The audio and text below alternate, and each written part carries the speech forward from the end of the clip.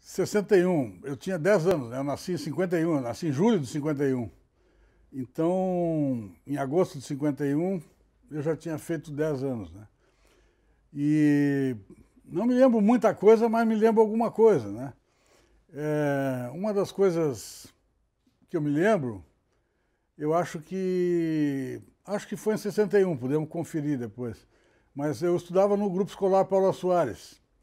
E um dia eu cheguei na aula lá, na escola, que era ao lado do palácio ali, né, naquela ladeira da rua Geral Alto ali, e a professora disse que tinha morrido um cara muito importante e que nós tínhamos que ir no velório dele. Eu nunca tinha ido a velório nenhum, né? E ela botou todo mundo em fila, subimos uma ladeira, entramos na Duque ali, e eu fui uma das crianças que desfilou de guarda-pó branco e gravatinha azul marinho em frente ao esquife do Borges de Medeiros. Então, isso já dá a dimensão da minha idade, né? Quer dizer, eu fui no velório do Borges de Medeiros, né? Que é uma loucura, né? Se pensar bem, né? Claro que ele morreu velhinho e morava na Duque de Caxias, ali ao lado da catedral, né? E o corpo estava na sala da casa onde ele vivia, e a gente em fila entrou numa porta assim e saiu na outra, né? Então eu era um aluno do primário, né? E meu pai era secretário de imprensa do Palácio Piratini. Do movimento em si, da legalidade, eu sei muitas histórias contadas pelo meu pai e por outros amigos dele, mas eu pessoalmente assim tenho só duas lembranças, né? Uma delas é de ter estado no Palácio, depois que a coisa acalmou, depois que o general Machado Lopes se declarou fiel à Constituição e houve uma certa distensão no clima pesado que tinha, né, antecedido aquele momento. E aí meu pai me levou uma tarde, sei lá, uma manhã, não me lembro, no palácio lá, e eu ainda cheguei junto com ele na sacada, e me lembro do povo reunido em frente ao palácio, e uma coisa que me chamou a atenção muito como criança é o fato de haver um jacaré empalhado, um enorme jacaré empalhado, pendurado por uma corda num galho de uma das árvores ali da Praça da Matriz, né? E nesse jacaré estava escrito Denis, que depois eu vim a saber que era o ministro da guerra de então, né? Então, o que me chamou a atenção, além do povo na praça, ali, tomando a praça, foi esse jacaré pendurado lá e é o que eu me lembro, assim, de 61. Se a gente pensar hoje nas redes sociais, na verdade, a rede radiofônica foi uma espécie de antecipação do que é hoje uma rede social, né? Então, quer dizer, foi através da rede radiofônica que o governo do estado conseguiu reunir as pessoas, conseguiu dizer a que estava se propondo, qual era, né, a intenção, etc, etc. Então foi uma coisa muito bacana. Pelo que eu me lembro do velho contando, assim, havia um pronunciamento do Marechal Teixeira Lott que foi censurado. Algumas rádios chegaram a ler o manifesto e foram lacradas pelos militares, já que estavam tentando dar o golpe, porque na verdade o golpe em 61 foi uma tentativa de golpe que acabou não dando certo, exatamente por causa do comportamento do Brizola, mas que depois se consolidou em 64, né? Mas era mais ou menos a mesma turma golpista que queria impedir o Jango de tomar posse quando o Jânio Quadros renunciou, né? E então, quando parece que lacraram algumas rádios em função de terem lido esse manifesto escrito pelo Lott em apoio à posse do Jango, sei lá, meu pai e outras pessoas, sei lá, se reuniram com o Brizola e disseram: olha, se a gente não se mexer, nós vamos ficar no máximo com um alto-falante aqui, com uma corneta dessa de alto-falante aqui na porta do palácio aqui, porque ninguém mais vai nos ouvir aqui, ninguém vai, né? Então a gente tem que tomar alguma providência e tal. E isso foi o que foi determinante para que o governo do estado requisitasse a Rádio Guaíba, né? O microfone da Rádio Guaíba, que foi instalado na sala onde meu pai trabalhava, no porão do Palácio Piratini, e a partir de então foi se estabelecendo a rede radiofônica, que foi ganhando adesões de diversas outras rádios, Brasil afora, né? E era uma coisa com marchas militares, 24 horas no ar, pronunciamento do governador eventualmente, né? Convocando as pessoas a serem fiéis à legalidade, a que assegurasse a posse do vice, como previa a Constituição, né? Porque pelos milicos o Jango jamais teria sumido, né? Se o Brizola não levanta o Rio Grande do Sul em armas aí, o Jango jamais teria sumido, né? Isso é certo, né? Então foi muito importante. Assim. Tem detalhes do período que são curiosos. Eu me lembro de ouvir falar também que em determinado momento, num pico assim da tensão da legalidade, por coincidência, num domingo haveria um Grenal. E o meu pai se deu conta de que um Grenal é a coisa que mais divide o povo brasileiro, aqui, o povo gaúcho, melhor dizendo, né? Não o povo brasileiro, mas o povo gaúcho, que o Grenal é o que mais divide o povo gaúcho e que não era hora de dividir, né? Era hora de coesão, era hora de juntar todo mundo. E o meu pai entrou na sala do governador lá e disse, ó, governador, esse Grenal aí não é uma boa, né? Isso aí não vai ajudar em nada, né?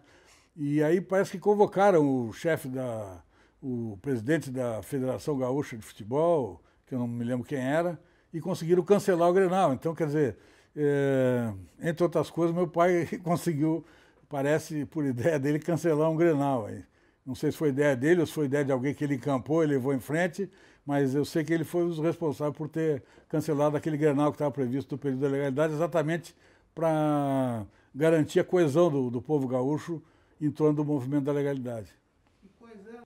Eu sei que uma das coisas que ele fazia, por exemplo, era, digamos, supervisionar todas as notas que eram lidas, todos os textos que eram lidos na rede radiofônica passavam por ele, como chefe do gabinete de imprensa. Aliás, ele foi o primeiro secretário de imprensa do governo com status de secretário mesmo. Antes, o gabinete do Palácio Piratini só tinha assessor de imprensa. Meu pai foi o primeiro secretário de imprensa do governo do estado com status de secretário. E então ele tinha essa responsabilidade, né, de filtrar tudo que estava sendo produzido de notas para serem lidas na rede.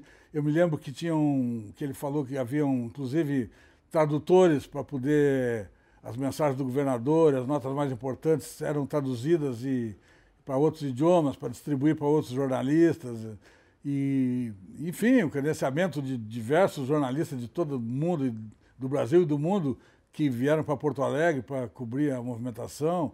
Era o Palácio que credenciava, distribuía passe livre para entrar ou não no Palácio. Era movimentado, né? Se você pensar que em determinado momento houve até uma distribuição de armas, né, para a resistência, e que muitos aproveitaram para sair do palácio e não voltar enquanto as coisas não melhorassem, né? E meu pai foi um dos que ficou lá dentro. Eu tenho muito orgulho do comportamento dele durante todo esse período. Tenho muito orgulho mesmo.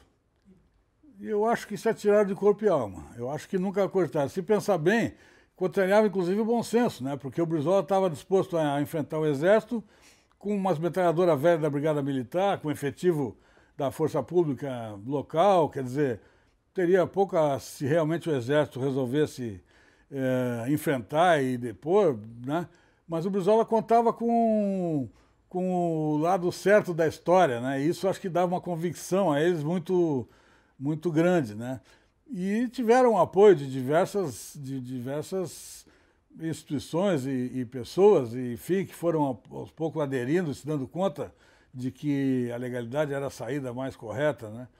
E tem a famosa história do bombardeio do Palácio Piratini, em que os aviões da Força Aérea Brasileira, da base de Gravataí, tiveram seus pneus furados ou esvaziados e tal, para que não pudessem decolar, porque, de fato, os milicos chegaram a cogitar bombardear o Palácio Piratini, quer dizer, não é um exagero a gente imaginar que poderia ter acontecido em 61 em Porto Alegre, o que aconteceu em 73 no Chile, em La Moneda, com a queda do Salvador Allende, né, guardando as proporções. Aqui era apenas uma província, enfim, lá era um país, né, capital federal, mas, enfim, imagina o Palácio Piratini bombardeado, né, Brizola morto, enfim, sei lá, seria uma coisa muito traumática. Eu acho que, inclusive, isso pesou muito para que o Exército se desse conta de que a guerra civil seria inevitável, que o derramamento de sangue seria muito forte,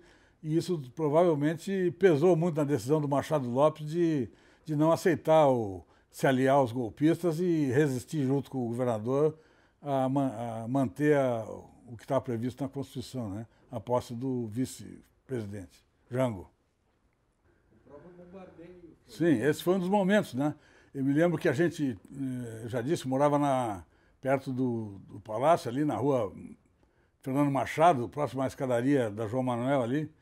E quando surgiu essa informação de que o palácio estava prestes a ser bombardeado, meu pai avisou que a gente saísse de casa. E a gente se mudou, pegou algumas poucas coisas e se refugiou na casa de uma tia, mais afastada do centro um pouco. Provavelmente ele não confiava muito na pontaria da Força Aérea, né? E acho que achou que a gente estando tão perto, a nossa casa poderia ser atingida, né? Então, esse foi uns momentos muito tensos, assim. Eu sei também que quando o Jango resolveu aceitar o parlamentarismo, houve um momento de muita irritação entre muitas pessoas que tinham ajudado a estabelecer a resistência, né? Muitos acharam que o Jango estava sendo fraco, que não podia ter aceito condição nenhuma, né?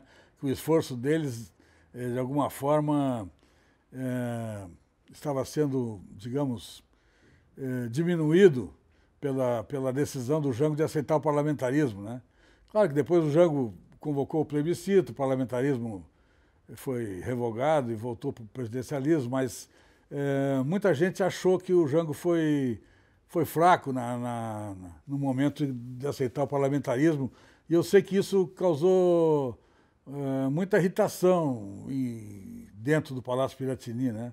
Não diria assim do Brizola em si, não teria como avaliar isso, mas eu me lembro assim, de meu pai e outros jornalistas falar que ficaram todos muito decepcionados com esse recuo, essa tática, digamos, conciliadora, né? O Jango sempre foi um cara muito conciliador, né? E achou por bem aceitar essa condição e não assumir a presidência com plenos poderes, que é o que talvez ele devesse ter feito, né? Não sei. É muito difícil, né? Porque a gente fica no ser, né? Se fosse isso, se fosse aquilo, é muito difícil, né? Eu acho que existe uma unanimidade, assim, de que o temperamento conciliador do Jango evitou, né? Mesmo em 64, principalmente, evitou que o país entrasse numa guerra civil, né?